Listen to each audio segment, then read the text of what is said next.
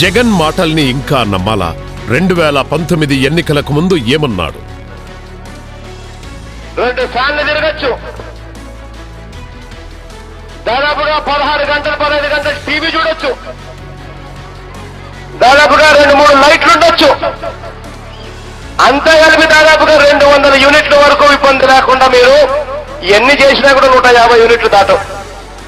మీకు చెప్తా ఉన్నా, 200 యూనిట్ల వరకు మీకు కరెంటు ఉచితంగా ఇస్తామని చెప్పి మీ అందరికీ కూడా చెప్తా ఉన్నా. మరి అధికారంలోకి వచ్చాక ఎందుకీ కరెంటు షాకులు?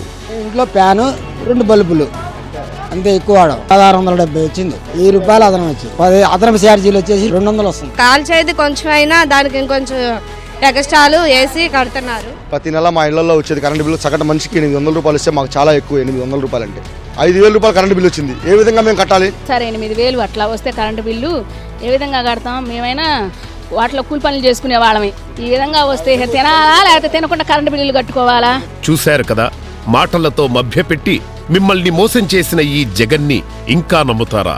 2019లో చెప్పినవి చెయ్యనోడు 2024లో చెప్పేవి చేస్తాడా?